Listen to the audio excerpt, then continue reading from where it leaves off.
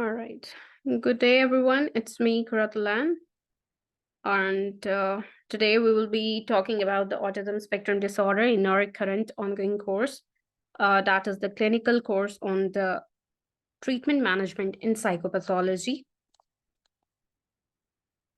So we will study about the diagnosis, behavioral indications, and as well as the psychopharmacology, how to manage the autism spectrum disorder, and what are the required medical and psychological assessments in this regard. First of all, we have to understand what basically autism spectrum disorder is. When we are talking about autism spectrum disorder, all right.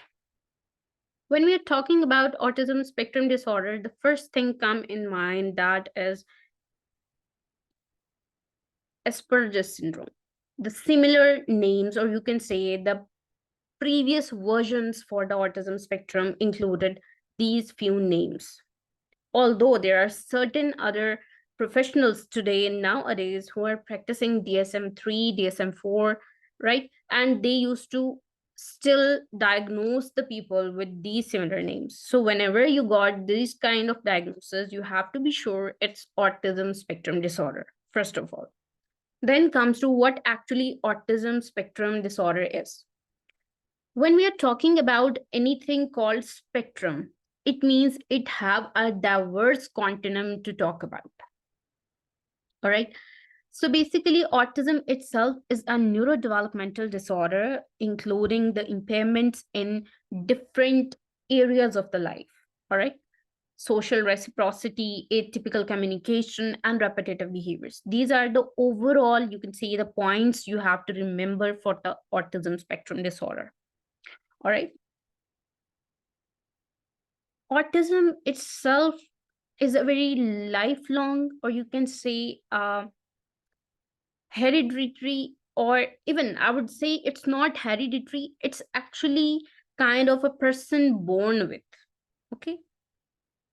And there are no particular backgrounds, or you can say the socioeconomic status or the lifestyles particularly involved in any kind of diagnosis for the autism spectrum disorder. It's actually a neurological problem. All right. It's actually a neurodevelopmental disorder, and it can occur to anyone regarding of their socioeconomic status, regarding of their demographics. All right. But yes, morely or more frequently, males are more prone than females to be diagnosed with the autism spectrum disorder. Even in recently in the UK, it has been estimated that overall, 1 in every 100 people have actually autism spectrum disorder, and even people are very much unaware of this thing that they're autistic. All right. There are certain individuals who got personality problems, who got behavioral issues in their later life, but obviously they are not being diagnosed with autism earlier. And that is basically the manifestation, or you can say the behavioral routing of the autism in their late life. Okay. So now we would talk about what actually the autism in DSM-5-TR. We have covered the introduction to the autism spectrum disorder. In the overall point of view, in the DSM-5-TR, it's basically a huge level of criteria for the autism spectrum disorder. But when I have to communicate with the students to learn or to actually evaluate the autism spectrum disorder on the fingertips, then I would suggest the 5 points. All right. And you guys also have to remember this in your lifetime practice. The first thing is social communication and social interaction. The second point is social imagination and flexibility of thoughts. They basically lack in these particular areas. All right. They have restricted repetitive interest, restricted repetitive behaviors. All right. And the fifth one is unusual sensory responses, a lacking of eye contact, not responding to the names, something like that. All right. So these are preliminary 5 points, or you can say the 5 tricks you have to remember whenever you are diagnosing a person with the autism spectrum disorder. All right. Now we would talk about each and every point in detail in our upcoming lecture. The first point was social communication and social interaction, right? When we are talking about the social communication, the first thing comes to our mind is basically we are interacting with the people. We are trying to communicate. We are trying to make connection with the other party, right? So, when they are having deficit in this kind of interaction, or you can say in this kind of skill, that may lead to differences in their use and in their understanding of the communication. All right. So these are particular, you can say, the areas you have to cover when you are talking about the deficit in social communication and the social interaction. All right. The first one in the social communication comes to the speech. All right. Deficit in the speech. Okay. They may have, you can say, the failure of normal back and forth conversation, two-in-one conversation, all right, and a language barrier, okay, failure to initiate and respond to the social interactions, all right, failure to express the gestures, okay, your tone of voice, okay, your eye contact. Basically, social communication covers your verbal and non-verbal, okay, and then when you are lacking this social communication, when you are having deficit in the social communication, then obviously you would have to face a drastic impact in your life, right? And these are some drastic effects they have, right? Obviously, when we are talking with each other, when we are communicating with any other person, we use our body language. But the autistic people actually face difficulty to understand both communications at the same time. All right. To just learn bundle of words at the same time. All right. They may have difficulty in perceiving, and obviously at that period of time they try to avoid the communication, so they are normally perceived as rude, or you can say that particular person is, kind of like a very introvert. He doesn't like to talk to anyone, but obviously you are not able enough to understand that he actually is lacking that kind of communication, that level of communication with you guys. All right. So their tone of voice obviously reflect the way of our perception, reflect the way of our understanding, our affiliation. But their tone of voice lacks this kind of thing. All right. They don't know how to express so much sympathy, so much happiness, or excitement, or I have to be feel like I have to express our tone in a very sorrow or grief manner. They are not able enough to understand this continuum of tone, right? So the autistic people can't use their gestures or interpret others' non-verbal communication very well. Okay.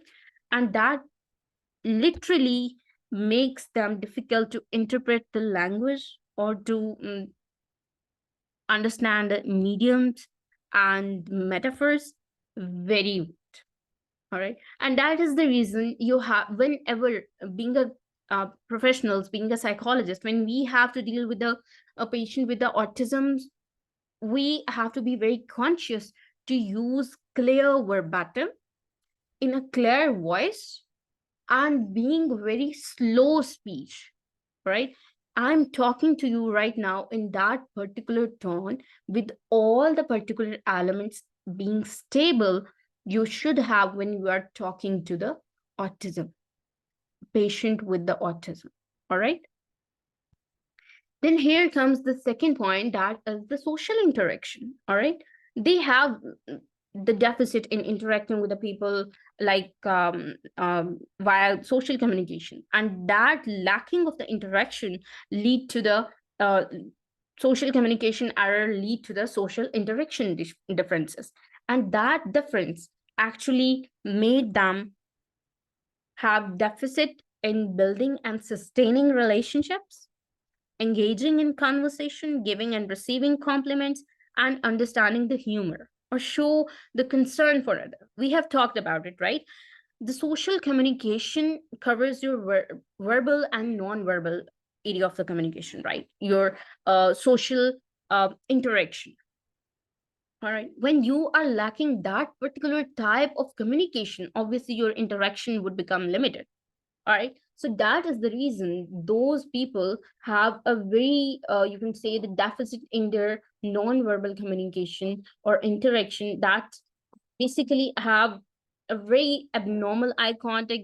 They won't be able enough to engage in the conversation, to start any conversation, to understand your humors, your jokes very well.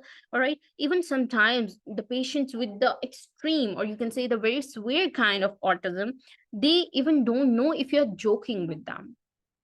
All right. They don't know how you are basically having a complementary interaction with them. They won't be able enough to understand that. All right. So they that is the reason they have difficulty in building or sustaining and maintaining any relationship. All right.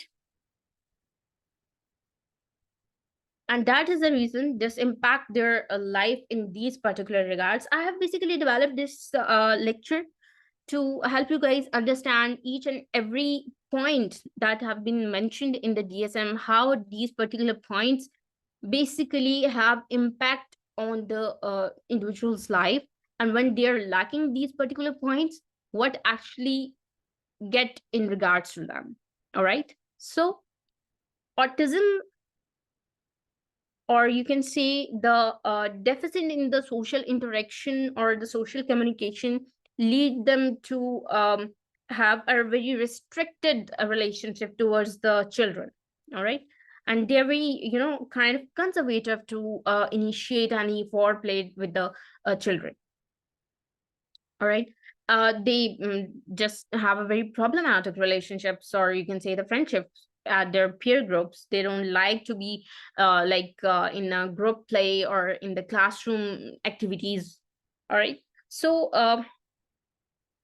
autistic adults, they feel very difficult to actually work at the the teamwork environment. All right. So they don't like a communication in a very, you can say, they don't understand, they don't engage in very extreme kind of conversations, or the parties and events, or those kind of events that can lead to the um you can say a very huge or burdenizing effect to them. Right. So they obviously have a very problematic, a very difficult term of relationship with anyone. Then here comes the second point we had talked about in the autism, that is the social imagination and flexibility of thought. They lack this area. And for that particular reason, when you're talking about the social imagination or the flexibility of thought, basically autistic people experience social imagination very differently, right? Like predicting reactions and events, problem solving, relating to others, coping with the changes, and the planning. All right. How they differ? Basically, you can say their perception is a bit different, a bit delayed as compared to the other community. All right. So that is the reason their reaction to the events, their understanding to the social communication is a bit different as compared to us, right? We had talked about it. So that is the basic reason they have a very different kind of reaction, or you can say a prediction towards the events. Obviously, that is the reason they are not able enough to understand your complex social communication. That is the reason their approach to the any kind of problem might differ as compared to us, as compared to the other community. All right.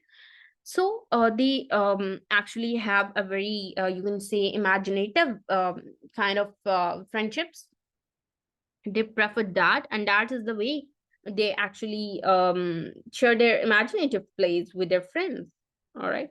And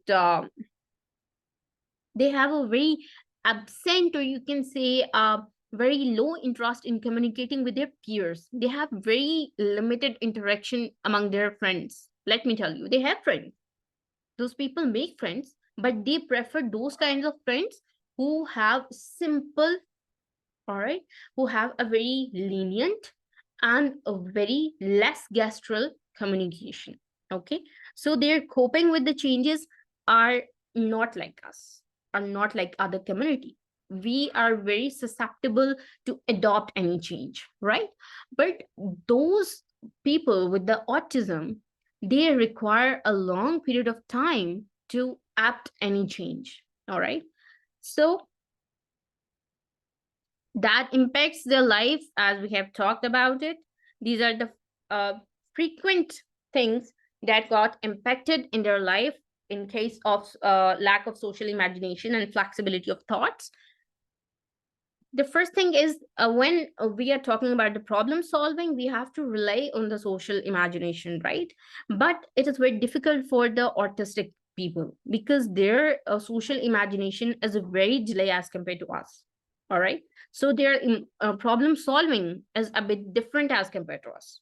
All right, so these are the few predictions, these are few points you guys have to understand. Then here comes the third point, that is the unusual sensory responses. All right, when we are talking about the unusual sensory responses, it means the that autistic people can have some sensory issues. All right, their perception of the senses can be very sensitive or can be very decreased. All right, we have these senses in our whole body, right? We have sense of touch, tactile, we have vestibular, that is the sense of movement. All right, proprioceptive, that is the body position. Then or comes sense of visual or sense of looking. Then auditory is called the sense of hearing. Olfactory is your sense of smell, and gustatory is your sense of taste. Basically, they have any kind of sense being either very heightened, very extreme, or either very decreased at a very huge continent. We have talked about it earlier that basically the spectrum means a huge continent. All right, so we are talking about the huge continent here. All right, and these are the particular reasons in either case. All right, deviation from the average community makes them having these kind of troubles in their daily life. All right, they may have like sensory joy from certain colors. For example, if any one of you are a professional, they would understand basically in case of autism, we used to have certain kind of cases where a patient is preoccupied with certain color. All right, with certain toy.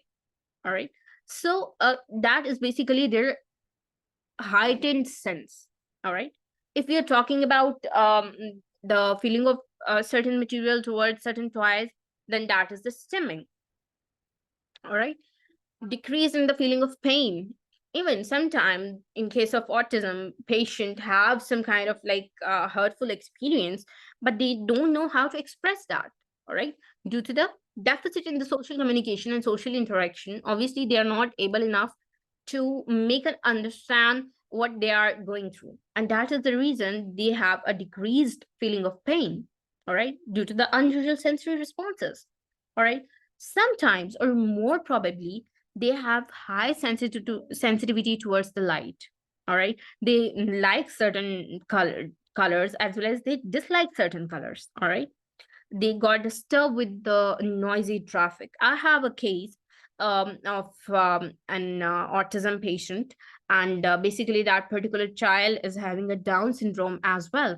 And whenever I have to take his session, he would just come to my office and he would just drag himself under the table, and then I have to take his session there. I have to sit on the floor and I have to take his session there. Why? Because when we are having a hospitalized environment or the clinical environment, obviously we don't have that particular laboratory type of ideal condition who should be noise free. So whenever there is a person who is a stranger, he would panic and he would just drag himself under the table. So I have to go there and I have to um, communicate with him in that particular environment to make him comfortable with me. All right. So they just have difficulty with the noisy traffics. They have intolerability towards the certain smells. All right. The patient I'm talking about right now, he is a very sensitive, or you can say he hates the smell of roses. All right. He's not actually able enough to communicate very well, due to the limited language. He would just say ew. All right. Whenever there is a rose or there is a red color around him, he would be saying ew. All right. So that is basically his intolerance towards the certain color as well as towards the certain smell. So distress in any busy environment, all right, if his mother is not feeling well, then he would obviously understand that and he would have a very unusual response toward that particular thing. They're very sensitive. Commonly, or you can say mostly, autism patients are very sensitive towards touch. And that is the reason when we are working with the autism patient, we prescribe our juniors to start with them with the sand play technique. Sand tray technique, if any one of you is aware of that, that is very particular to use with the autism patients and that work very well with them. All right. Here comes the specifiers of the uh, level of support, or you can say the autism specifiers. But before that, I would like to make you guys understand that we have talked about the three basic categories of the autism. All right, we have talked about all right, let's just replay that thing. This one, we had talked about the social communication and social interaction. We had talked about the point of social imagination and flexibility of thought. Those are deficits, right? And we have talked about the fifth one, that is the uh, unusual sensory response. Now we have two others as well, that is the restricted repetitive interest and restricted and repetitive patterns of behavior. All right. So when we are talking, that is basically the category, or you can say the criteria B for the autism in the DSM-5-TR. Here, I have opened the DSM-5-TR for you guys. In case of criteria B, that is clearly mentioned that restricted repetitive patterns of behaviors, interest, activities as manifested by at least two of the following. All right. That is the stereotypic repetitive motor movements. Stereotypic movements are basically, you can say, a very congenital or a very idealistic prime movements, or you can say the repetitive motor movements over the period of time. All right. Use of object, all right, a repetitive use of particular object or repetitive use of particular word, speech, all right, that is the stereotypic. Right.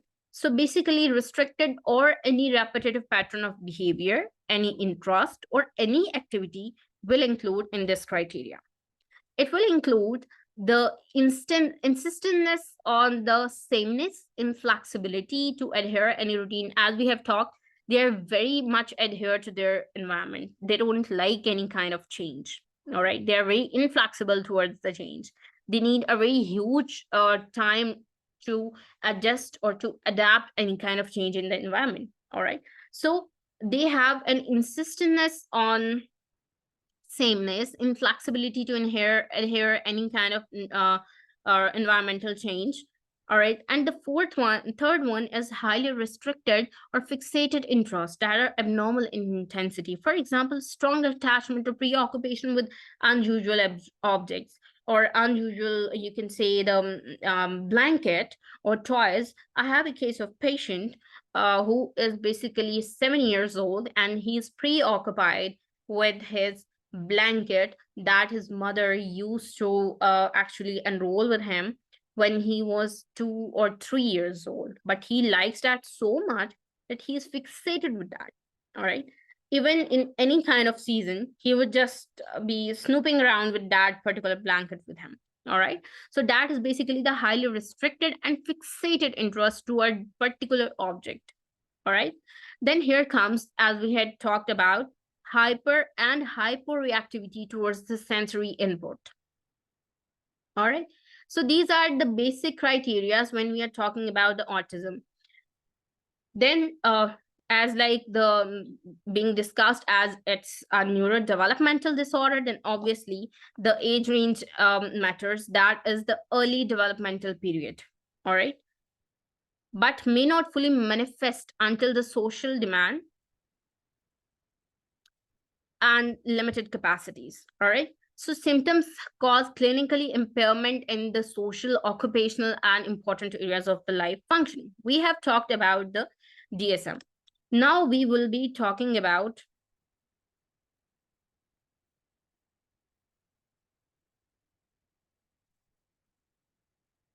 all right. We have covered the DSM, and now we will be talking about the specifiers in the DSM regarding the autism. Basically, the specifiers for the autism is dependent on the level of support needed in case of patient having an autism. All right. In case of level 1, that particular person require very few kind of support in his activities. All right. Then it would be level 1. In case of requiring a substantial support, all right, that would be level 2. In case of requiring very much substantial support, that would be level 3. All right. And here it has been specified to mention in your diagnosis at which level you think your client requires a support. All right. When you are writing a case report, then you have to mention it there. That is the severity level. All right. That is the level 3, level 2, and level 1. In case of social communication, we had talked about it, and repetitive patterns of behavior. If a person is having a very severe deficits in the verbal and non-verbal communication, all right, have a very limited initial interactions, and you can say have inflexibility towards any behavior, have a very strong difficulty in coping with the change, or restricted toward a particular functioning spheres, then it is a level 3. All right, that particular person requires a very much substantial support in his daily life, all right, in his activities.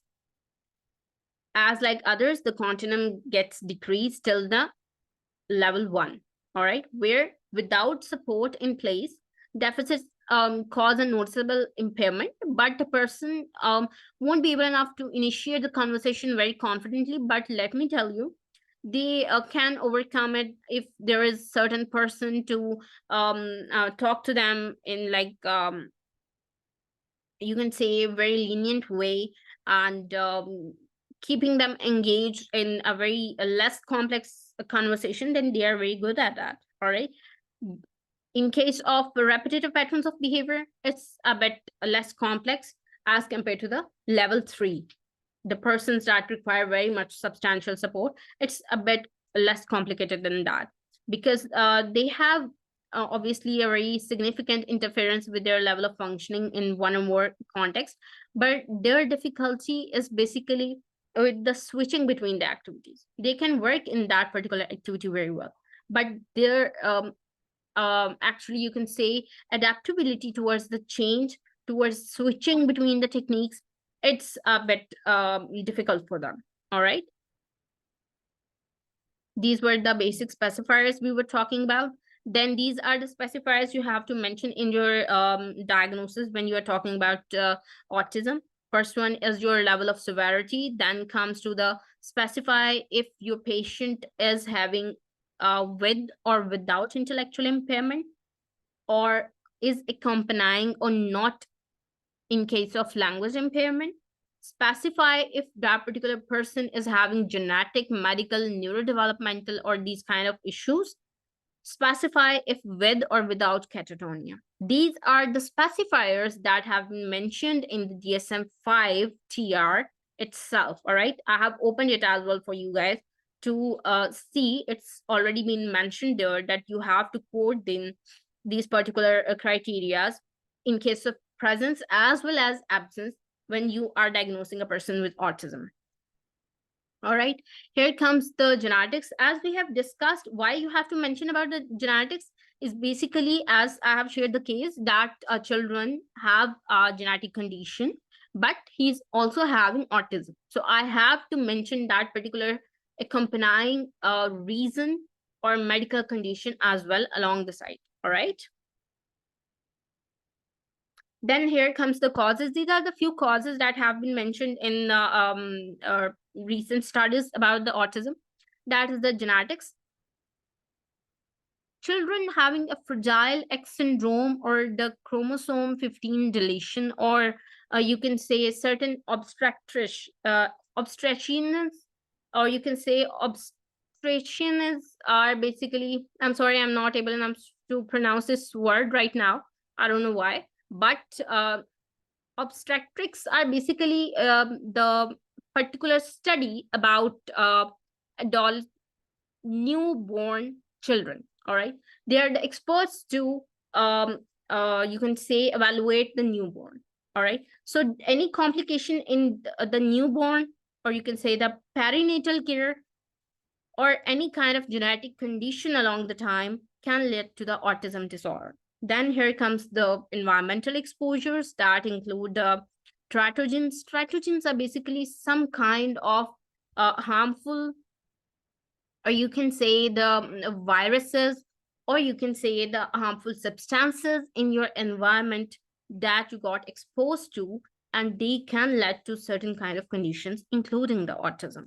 All right, so there is a controversy about the vaccinations, but still there has been a lot of evidence about the prenatal infections that can lead to the autism spectrum disorder later in the children.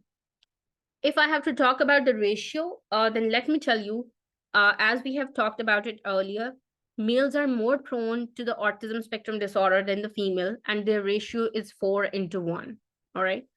And another point that is very important for being a professional, I would like to share with you guys, that is the children with autism who had impaired social communication and social interaction, they have a very high risk for the self-harm with the suicidal intention, suicidal thoughts, and they even suicide plans by the age of 16 years because of the lack of ability to communicate or to develop a certain relationships effectively. All right. So over the period of time, that a particular lackness can develop to a huge problem.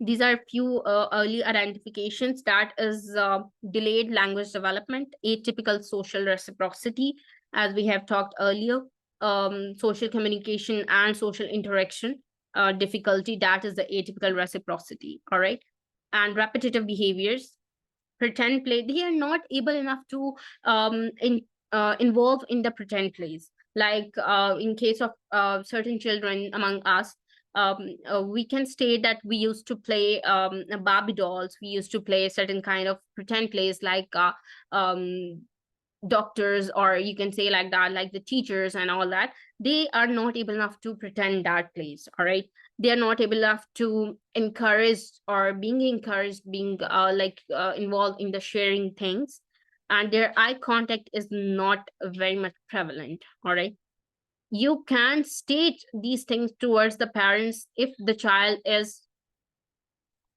having an age of approximately 18 months.